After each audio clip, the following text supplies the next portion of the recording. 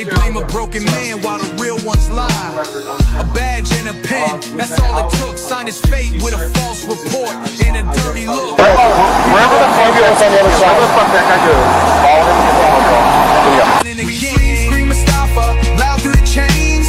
Justice corrupted, drowning in pain. From the cell block to the street, we'll never stop till the walls fall down and the charges drop. Free Mustafa, it's more than a name, it's a movement, a mission, exposing the game to Trump and Cash. Hear our cry, bring the truth to light, let the innocent fly. Amy Ashworth, playing judge and the jury in a county so dirty, soaked in fury. Police and the courts all in on the plot. They framed an innocent man and left his soul to rot. But his family's out marching, banners held high, while supporters flood timelines, refusing to lie. They want silence, we give them the storm. Truth blazing through like justice reborn. Every post, every chant, every sleepless night is a spark in the dark that's ready to ignite. This ain't just a song, it's a battle cry for every soul locked up while the guilty lie. We free Mustafa, loud through the chains. Justice corrupted, drowning in pain. From the cell block to the street, we'll never stop till the walls fall down and the charges drop. Free Mustafa, it's more than a name, it's a movement, a mission, exposing the game to Trump and Cash. Hear our cry, bring the truth to light, let the innocent fly. 2 years too long, time to rise above. Truth is power when fueled by love. So we'll march, we'll fight. This is not another boring podcast. Mustafa through the police body cams. Judge Carol Weimer, you're under my microscope. I want to thank Mohammed. Mohammed, thank you for being here. You know, I'll tell you, at this point, whether I talk, whether I don't talk, Mustafa's coming home. The file is already all over the internet. I am here to simply expose what this county is doing. At this point, I just want to talk shit, and I have a platform to do it. That's right. Is that fair? It's fair. Can I have my phone? I just want to play. I just want to talk. I have all three pens. How did that happen? Which one do you want? I'll take that one. This one? Yeah. I'll give you this one. No. I'll take whatever. Okay, take this one. All right. It's the thought that counts. Look, it's the thought that counts, all right? I have a bunch of things I want to talk about. I want you to help me have an outline so that way we can play. I've got a bunch of videos I want to play. I want to play for you. Do you want to cover the Casey Stevens? Casey Stevens. I want to talk about Casey Stevens. Casey Stevens is doing something. He's up to something. And this community has to see it. You have it. I think I sent it to you. You did. So I want to talk about, okay, do me a favor. Can you write this down? I want to talk about Casey Stevens. Okay. I want to talk about, and then I want to move into the dash camera and why Prosecutor Sarah Sammy and Commonwealth Amy Ashworth and Robert Drum are not releasing this dash camera. This dash camera is sealed from the community for a reason, and we're here to talk about it. Unfortunately for them, what else you want? When I put in my FOIA request, they denied it, so I had to use, what do you call when you go into a store and you steal something? Five-finger sale? Alternative methods. Alternative methods. I want to talk about the independent expert, the body cam, when he's on the scene, and how Prosecutor Sarah Sammy denied him access to inspect the vehicle and reconstruct the vehicle accident, violating a judge order. Hey, Judge Weimer, did you know that Sarah Sammy and Investigator Drum Come on, man. You're giving me the violated? outline. You're giving me the outline. Now you're violated. You're going into the your order to reconstruct it. How do you feel? I mean, as a judge, how do you feel about a prosecutor, a low-level prosecutor defying a judge order? How do you feel about that? If I was a judge, I would be pissed. If you were a judge that's not compromised, you would be pissed. I would ask for a free lap dance the next time around. You know, my favorite part, when I was sitting in courts and he's looking right at me and he says, vehicles. We're going to get the vehicles inspected. Make sure that's on the motion. And he's looking at me, and then he looks at Sarah Sammy.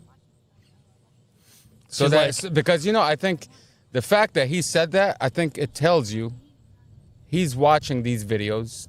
And Absolutely. And he's watching what Drum told the independent expert and how they tried to play it off like, did the judge say vehicle or vehicles? We don't know. Well, you're not allowed to inspect the vehicles. Actually, you're not inspecting anything.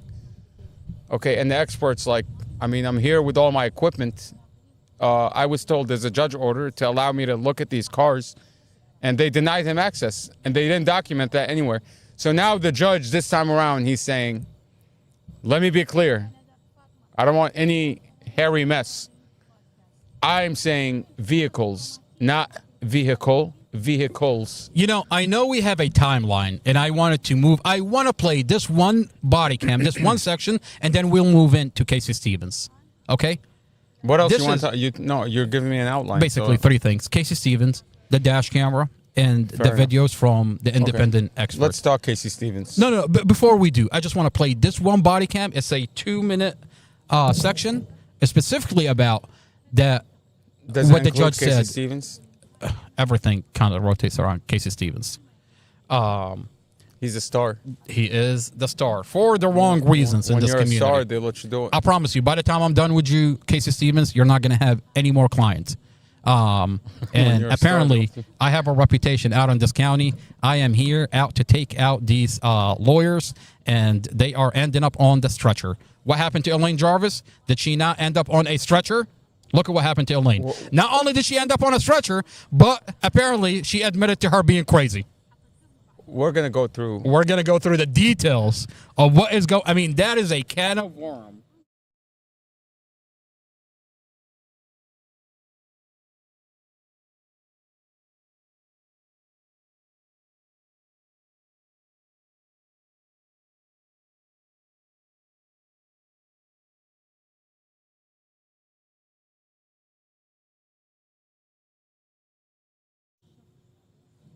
You're gonna show us a video. We are going to look at a video. Absolutely. You cut me off Let's go one into more the- time. Let's go into the video. You know, who gave you the mute button? All right. Let's watch this video. First of all, give us This some video- okay, so- info. What are we watching here? This video is where the independent expert is attempting to inspect and reconstruct Mustafa's accident. Okay. And he's denied access to look into and touch Mustafa's vehicle. He's denied access to touch and look at the Suburban. Okay. And the investigator that falsified Mustafa's statement, Robert Drum, tells the independent expert, Sarah Sammy said, you can't touch the Suburban. That's what And there's a prosecutor Drum there. tells the That's independent what, expert. that's what Drum tells the independent expert. He specifically says, Sarah Sammy, prosecutor Sarah Sammy said you can't touch the vehicle. So the question here is, how does Judge Weimer wants to say that he's been impartial in the Mustafa Al-Jazari case. Well, how does he feel about a body cam being watched by the community where his prosecutor, and I'm just going to say his prosecutor, defied his orders. defied his order? Unbelievable. Absolutely unbelievable. Feel that pull wheels off? That's your call.